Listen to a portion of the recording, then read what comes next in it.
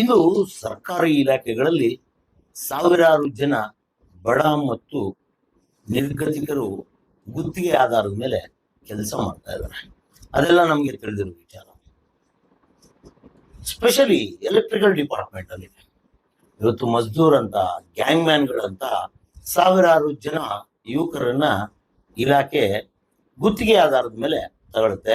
ಆ ಗುತ್ತಿಗೆ ಪಡೆದಂತಹ ವ್ಯಕ್ತಿಗಳು ಒಂದು ಸ್ಪಾರ್ಕ್ ಎಲೆಕ್ಟ್ರಿಕಲ್ಸ್ ಆಗಿರ್ಬೋದು, ಗೋಲ್ಡನ್ ಫೆಸಿಲಿಟೀಸ್ ಆಗಿರ್ಬೋದು, KFSE ಆಗಿರ್ಬೋದು, ಹಲವಾರು ಕಂಪನಿಗಳು ಇಂದು ಮಾನವ ಸಂಪನ್ಮೂಲಗಳ ಒಂದು ವ್ಯವಸ್ಥೆ ಮಾಡಿಕೊಡ್ತಾ ಇದೆ. ಅವ್ರಿಗೆ ಸಾವಿರಾರು ರೂಪಾಯಿಗಳ ಒಂದು ಬಿಲ್ ಅನ್ನು ಸಹ ಮಾಡ್ಕೊತಾರೆ.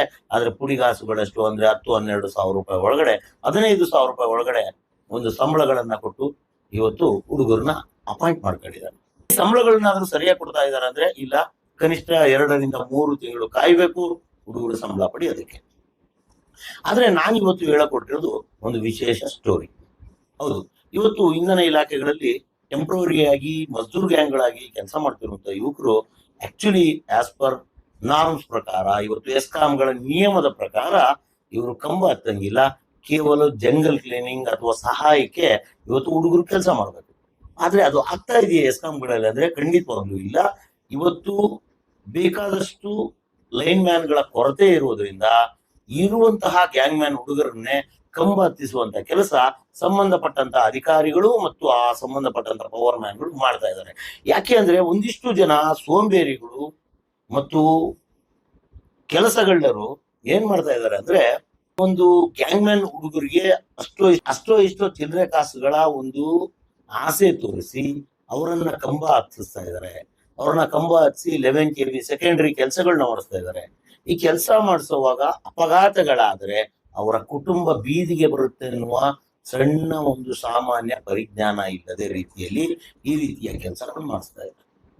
ಹೌದು, ಇವತ್ತು ನಾನು ಹೇಳಿಕೊಟ್ಟಿರೋ ಸ್ಟೋರಿ ಗುಡುಬಂಡೆ ಉಪವಿಭಾಗ, ಚಿಕ್ಕಬಳ್ಳಾಪುರ ವಿಭಾಗಕ್ಕೆ ಬರುವಂತಹ ಗುಡುಬಂಡೆ ಉಪವಿಭಾಗದ ವಡದ ಹೊಸಳ್ಳಿ ಎನ್ನುವ ಒಂದು ಶಾಖೆಯ ಸ್ಟೋರಿ. ಈ ಹರೀಶ್ ಎನ್ನುವ ಸ್ಪಾರ್ಕ್ ಎಲೆಕ್ಟ್ರಿಕಲ್ಸ್ ಮುಖಾಂತರ ಗ್ಯಾಂಗ್ ಮ್ಯಾನ್ ಹುಡುಗ ಕೆಲಸ ಮಾಡ್ತಾ ಇದ್ದ. ಹರೀಶ್ ಎನ್ನುವ ಹುಡುಗ ಬುಧವಾರ 11 KV ವಿದ್ಯುತ್ ಸಂಪರ್ಕಕ್ಕೆ ಬಂದು ತನ್ನ ಎಡಭಾಗದ ಕೈ ಮತ್ತು ಮುಖಗಳನ್ನ ಸುಟ್ಕೊತಾನೆ. ಅಲ್ಲಿಯ ಪವರ್ ಮ್ಯಾನ್ಗಳಾದ ಶಿವಾನಂದ್ ಮತ್ತು ಭೀಮರಾಯ್ ಎನ್ನುವ ಇಬ್ಬರು ಪವರ್ ಮ್ಯಾನ್ಗಳು ಈ ಹುಡುಗನನ್ನ ಕೆಲಸ ಮಾಡೋದಕ್ಕೆ ಕರ್ಕೊಂಡು ಹೋಗ್ತಾರೆ. ಭೀಮರಾಯನ ಕ್ಯಾಂಪು ಕೋಟಪ್ಪನಹಳ್ಳಿ ಅಂತ, ಶಿವಾನಂದನ ಕ್ಯಾಂಪು ಬೆಳವಲ ಹಳ್ಳಿ ಅಂತ. ಈ ಕ್ಯಾಂಪಲ್ಲಿ ಕೆಲಸ ಮಾಡುವಾಗ ಈ ಒಂದು ಹರೀಶ್ ಎನ್ನುವ ಗುತ್ತಿಗೆ ಆಧಾರದ ಮೇಲೆ ಒಂದು ಗ್ಯಾಂಗ್ ಮ್ಯಾನ್ ಹುಡುಗನಿಗೆ 11 KV ಆಕ್ಸಿಡೆಂಟ್ ಆಗುತ್ತೆ. ಹೆಂಗಾಗುತ್ತೆ ಅಂದ್ರೆ, ಅಲ್ಲಿ ಅನಧಿಕೃತವಾಗಿ ಕೆಲಸ ಮಾಡಿಸೋಕೆ ಹೋದಂತಹ ಭೀಮರಾಯ್ ಈ ಒಂದು ಆಕ್ಸಿಡೆಂಟ್ಗೆ ಕಾರಣೀಭೂತನಾಗ್ತಾನೆ. ಇಲ್ಲಿ ಸಂಬಂಧಪಟ್ಟಂತಹ ಜೈ ಯಾರು ರಮಣಪ್ಪ ಅಂತ ಏನಿದ್ದಾರೆ, ಆ ರಮಣಪ್ಪನವರಿಗೆ ವಿಷಯ ಮುಟ್ಸಿಲ್ಲ ಅನ್ನೋದು ಒಂದು ವರದಿ ಇದೆ. ಅದೆಷ್ಟು ಸತ್ಯನೋ ಎಷ್ಟು ಸುಳ್ಳೋ ಗೊತ್ತಿಲ್ಲ. ಅದು ಯಾವ ರೀತಿಯ ಕಾಮಗಾರಿ ಮಾಡ್ಸಕ್ ಹೋಗಿದ್ರು ಅದು ಗೊತ್ತಿಲ್ಲ. ಒಟ್ಟಾರೆಯಾಗಿ 11 KV ಆಕ್ಸಿಡೆಂಟ್ ಆಗಿ ಇವತ್ತು ಹರೀಶ್ ಅನ್ನುವ ಹುಡುಗ ವಿಕ್ಟೋರಿಯಾ ಆಸ್ಪತ್ರೆಯಲ್ಲಿ ಬೆಡ್ ಮೇಲೆ ಮಲಗಿದ್ದಾನೆ. ನೀವು ಫೋಟೋದಲ್ಲಿ ನೋಡ್ಬೋದು. ಈ ವಿಚಾರ ಶಾಖಾಧಿಕಾರಿಯಾದ ರಮಣಪ್ಪನವರಿಗೆ ಕಳೆದ 3 ದಿನಗಳಿಂದ ಕರೆ ಮಾಡ್ತಾ ಇದ್ದೀನಿ, ಆದ್ರೆ ಅವರು ಕರೆ ಸ್ವೀಕರಿಸ್ತಾರೆ. ಸಂಬಂಧಪಟ್ಟಂತಹ ಎಕ್ಸಿಕ್ಯೂಟಿವ್ ಇಂಜಿನಿಯರ್ ಅವ್ರು ಕಾಲ್ ಮಾಡ್ತಾ ಇದ್ದೀನಿ, ಅವರು ಫೋನ್ ಸ್ವೀಕರಿಸ್ತಾ ಇಲ್ಲ. ಆದ್ರೆ ಚೀಫ್ ಇಂಜಿನಿಯರ್ ಫೋನ್ ಮಾಡಿದಾಗ ಅವ್ರು ಹೇಳಿದ್ದು, ಹೌದು ನನ್ನ ಗಮನಕ್ಕೆ ಬಂದಿದೆ, ನಾನು ಕೇಳಿದ್ದೀನಿ, ಅದನ್ನ ಕ್ರಮ ಕೈಗೊಳ್ತೀನಿ ಅಂತ. ಯಾಕೆ ಕ್ರಮ ಕೈಗೊಳ್ತೀನಿ ಸರ್?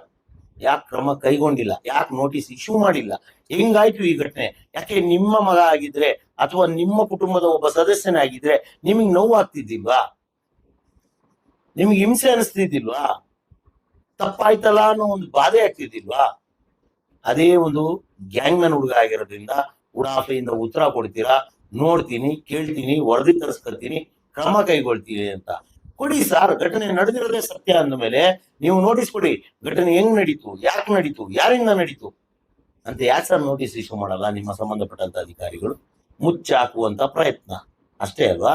ಕಂಡವ್ರ ಮನೆ ಮಕ್ಕಳನ್ನ ಬಾವಿಗೆ ತಳ್ಳಿ ನೀವು ಆಳ ನೋಡುವಂತ ಅಧಿಕಾರಿಗಳು ಅಂತ ಕಾಣಿಸುತ್ತೆ. ಹಂಗಾಗಿ ಇವತ್ತು ಕೇವಲ 12-13 ಸಾವಿರ ರೂಪಾಯಿಗೆ ನೆಟ್ಟಿಗೆ ಸಂಬಳ ಪಡೆದೆ, ಕೇವಲ ಚಿಲ್ಲರೆ ಹಣಕ್ಕಾಗಿ ಆಸೆ ಪಟ್ಟು ಕಂಬ ಹತ್ತಿ ಇವತ್ತು ಆ ಹುಡುಗ ಬೆಡ್ ಮೇಲಿದ್ದಾನೆ. ಅವರ ಕುಟುಂಬದ ಪರಿಸ್ಥಿತಿ ಏನು, ಅವರ ಮನೆ ಮಕ್ಕಳ ಪರಿಸ್ಥಿತಿ ಏನು, ಅವರ ಅಪ್ಪ ಅಮ್ಮನ ಪರಿಸ್ಥಿತಿ ಏನು, ಅಕಸ್ಮಾತ್ ಆಗಿ ಅವನಿಗೆ ಮದುವೆ ಆಗಿದ್ರೆ ಆ ಹೆಂಡತಿ ಮಗುವಿನ ಪರಿಸ್ಥಿತಿ ಏನು. ಈ ಪರಿಸ್ಥಿತಿ ಏನಾದ್ರೂ ನಿಮ್ಗೆ ಗೊತ್ತಾಗುತ್ತಾ? ಅಕಸ್ಮಾತ್ ಆಗಿ ನಿಮ್ಮಲ್ಲೇ ಯಾರಿಗಾದ್ರೂ ಅವಘಡಗಳು ನಡೆದ್ರೆ ಮತ್ತು ಮೆಡಿಕಲಿ ಏನಾದ್ರೂ ತೊಂದರೆಗಳಾದ್ರೆ ನಿಮ್ಗೆ ಕಾಂಪನ್ಸೇಷನ್ ಜಾಬ್ ಅಂತ ಇದೆ. ಈ ಹುಡುಗರಿಗೆ ಕಾಂಪನ್ಸೇಷನ್ ಕೊಡೋರು ಯಾರು, ಕಾಂಪನ್ಸೇಷನ್ ಜಾಬ್ ನ ಕೊಡಿಸೋರು ಯಾರು? ಯಾವುದು ಪ್ರಕ್ರಿಯೆಗಳು ನಡೆಯಲ್ಲ. ಕಂಡೋರ್ ಮನೆ ಮಕ್ಕಳು ಸತ್ರೇನು ಬದುಕಿದ್ರೇನು, ನಿಮ್ಮ ಕೆಲಸಗಳು, ನಿಮ್ಮ ಆಸೆಗಳು, ನಿಮ್ಮ ತೃಷೆಗಳು ತೀರ್ಬೇಕಷ್ಟೇ. ಇವತ್ತು ಗುಡುಬಂಡಿ AW ಅವ್ರು ಏನ್ ಮಾಡ್ತಾ ಇದ್ದಾರೆ? ಮೊಬೈಲ್ ಅಲ್ಲಿ ಫೋಟೋಗಳು ನೋಡ್ಕೊಂಡು ಕೂತಿದಾರ? ಶಾಖಾ ಅಧಿಕಾರಿ ಏನ್ ಮಾಡ್ತಾ ಇದ್ದಾರೆ ನೋಡಿ. ಬುಧವಾರ ನಡೆದ್ರೆ ಪ್ರಕರಣ, ನಿನ್ನೆ ಹೋಗಿ ಕಂಪ್ಲೇಂಟ್ ಆಗಿದೆ. ಯಾರ ಮೇಲೆ? ರಮಣಪ್ಪನ ಮೇಲೆ ಮತ್ತು ಭೀಮ್ರಾಯ್ ಮೇಲೆ FIR ಆಗಿದೆ ಅಂತೆ. ಒಟ್ಟಾರೆಯಾಗಿ ನಾನು ಹೇಳೋದು ಏನಪ್ಪಾ ಅಂದ್ರೆ, ಇಲ್ಲಿಯವರೆಗೂ ನಿಮ್ಮ ವಾಣಿ ಜಾಗೃತಿ ಮೂಡಿಸ್ತಾ ಬರ್ತಾ ಇದೆ. ಈ ಕೆಲಸಗಳನ್ನ ಮಾಡಬೇಡಿ. ಇದೇ ವಿಚಾರವಾಗಿ ಡಿಪಾಳ್ಯ ಶಾಖೆಯಲ್ಲಿ ಒಬ್ಬ ಹುಡುಗ ಹೀಗೆ ಕಂಬ ಹತ್ತಿದಾಗ ಅವನನ್ನ ಕೆಳಗಡೆ ಇಳಿಸಿ ಇದು ತಪ್ಪು ಮಾಡೋದನ್ನ ಅಂತ ಹೇಳಿ ಮತ್ತು ಸಂಬಂಧಪಟ್ಟಂತಹ ಲೈನ್ ಮ್ಯಾನ್ಗೆ ಹೇಳಿ ಬಂದಿರ್ತೀನಿ. ಆದ್ರೂ ಈ ಪ್ರಕರಣಗಳು ಇದು ಮುಂದುವರಿತಾ ಇದೆ ಅಂದ್ರೆ ಸಿಲ್ಲಿ ವಿಷಯ ಏನ್ ಗೊತ್ತಾ? ಇಲ್ಲಿರುವಂತವ್ರಿಗೆ ಯಾರಿಗೂ ಜವಾಬ್ದಾರಿ ಇಲ್ಲ. ಅವರದೇ ಕಾನೂನಲ್ಲಿರುವಂತಹ, ಅವರದೇ ನಿಯಮಾವಳಿ ಇರುವಂತಹ ಯಾವುದನ್ನು ಇವ್ರು ಪಾಲಿಸಲ್ಲ ಅಂತ ಕಾಣಿಸುತ್ತೆ. ಹಂಗಾಗಿನೇ ಇವತ್ತು ಹರೀಶ್ ಎನ್ನುವ ಒಬ್ಬ ಅಮಾಯಕ ಗ್ಯಾಂಗ್ ಮ್ಯಾನ್ ಹಾಸ್ಪಿಟಲ್ ಅಲ್ಲಿ ಸೇರಿರೋದು, ಹಾಸ್ಪಿಟಲ್ ಅಲ್ಲಿ ಇರೋದು. ಅವನಿಗೇನಾದ್ರೂ ಹೆಚ್ಚು ಕಡಿಮೆ ಆಗಿ ಪ್ರಾಣಾಪಘಾತವಾಗಿ ಅವನ ಪ್ರಾಣ ಹೋದ್ರೆ ಅದಕ್ಕೆ ಹೊಣೆ ಯಾರು ಸರ್? ಬೆಸ್ಕಾಂ MD ಅವ್ರ ತಗೊಂತಾರ, ಟೆಕ್ನಿಕಲ್ ಡೈರೆಕ್ಟರ್ ರಮೇಶ್ ಅವ್ರ ತಗೊಂತಾರ, ಅಥವಾ ಚೀಫ್ ಇಂಜಿನಿಯರ್ ತಗೊಂತಾರ, SC ಸಾಹೇಬ್ರು ತಗೊಂತಾರ, ಅಥವಾ ಎಕ್ಸಿಕ್ಯೂಟಿವ್ ಇಂಜಿನಿಯರ್ AWE ಅಥವಾ JE? ಯಾರು ಆ ಜೀವಕ್ಕೆ ಹೊಣೆ? ಯಾರು ಆ ಹುಡುಗನಿಗೆ ಹೊಣೆ? ಹೋಗ್ಲಿ ಸ್ಪಾರ್ಕ್ ಎಲೆಕ್ಟ್ರಿಕಲ್ಸ್ ಅವ್ರು ಏನಾದ್ರು ಬಂದು ಬಗ್ ನೋಡ್ತಾರ? ನೋಡಲ್ಲ. ಅವ್ರಿಗೆ ಬೇಕಾಗಿರೋದು ಕೇವಲ ಬಿಲ್ ಮಾತ್ರ ಮಾಡಿಸ್ಕೊತಾರೆ. ಅವನ್ ಸತ್ನ ಬದುಕನ್ನ ಅಂತ ಯಾರು ನೋಡಲ್ಲ. ಇವತ್ತು ಕೈಕಾಲುಗಳನ್ನ ಕಳ್ಕೊಳ್ಳೋದ್ರಿಂದ 100 ಜನ ಹುಡುಗರಿದ್ದಾರೆ. ಅವರ ಜೀವನಗಳು ಮೂರ ಬಟ್ಟಿಯಾಗಿದೆ. ಅದನ್ನ ನೋಡೋರಾಗ್ಲಿ ಕೇಳೋರಾಗ್ಲಿ ಆ ವಿಚಾರಿಸೋರಾಗ್ಲಿ ಯಾರು ಇರಲ್ಲ. ಘಟನೆ ನಡೆದಾಗ 2-3 ದಿನಗಳು ಮಾತ್ರ ಹಾಸ್ಪಿಟಲ್ ಅಲ್ಲ ಹೋಗ್ತಾರೆ.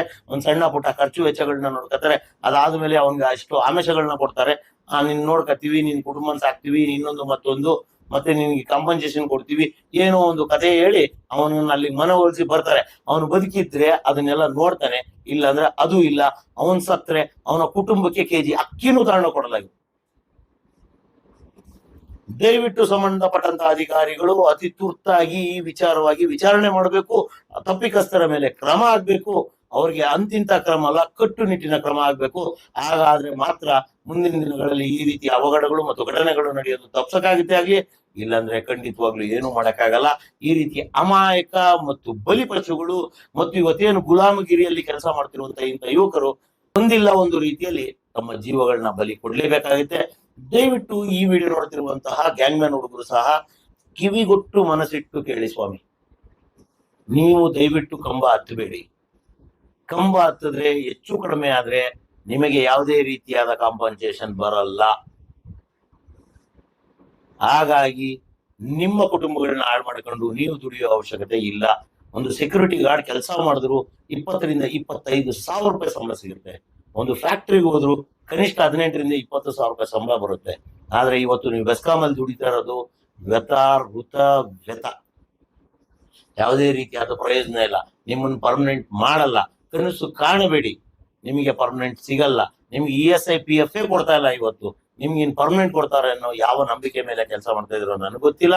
ಒಟ್ಟಾರೆಯಾಗಿ ಇವತ್ತು ಬಡ ಜೀವಗಳು, ಅಮಾಯಕ ಜೀವಗಳು ಈ ರೀತಿಯ ತಪ್ಪುಗಳಿಂದ ಅಥವಾ ಸಣ್ಣ ಪುಟ್ಟ ಪುಡಿಗಾಸುಗಳಿಗೆ ಆಸೆ ಪಟ್ಟು ತಮ್ಮ ಜೀವಗಳನ್ನ ಕಳ್ಕೊತಾ ಇದ್ದಾರೆ. ಆದಷ್ಟು ಬೇಗ ಇದಕ್ಕೊಂದು ತುರ್ತು ಕ್ರಮ ಆಗ್ಬೇಕು ಮತ್ತು ಕಟ್ಟುನಿಟ್ಟಿನ ಆದೇಶವಾಗಬೇಕು. ಇಲ್ಲದೆ ಹೋದ್ರೆ ಮುಂದಿನ ದಿನಗಳಲ್ಲಿ ಅತಿ ಹೆಚ್ಚು ಹೆಣಗಳು ಬಿಡುವಂತಹ ಸಾಧ್ಯತೆಗಳು ಖಂಡಿತವಾಗ್ಲೂ ಇದೆ. ದಯವಿಟ್ಟು ಎಚ್ಚೆತ್ಕೊಳ್ಳಿ, ಇದಕ್ಕೊಂದು ಪರಿಹಾರ ಹುಡುಕಿ. ಇಲ್ಲಿವರೆಗೂ ನೀವು ನೋಡಿದ್ದು ನಿಮ್ಮ ವಾಣಿ, ಇದು ಕನ್ನಡಿಗನ ಧ್ವನಿ. ನಮಸ್ಕಾರ.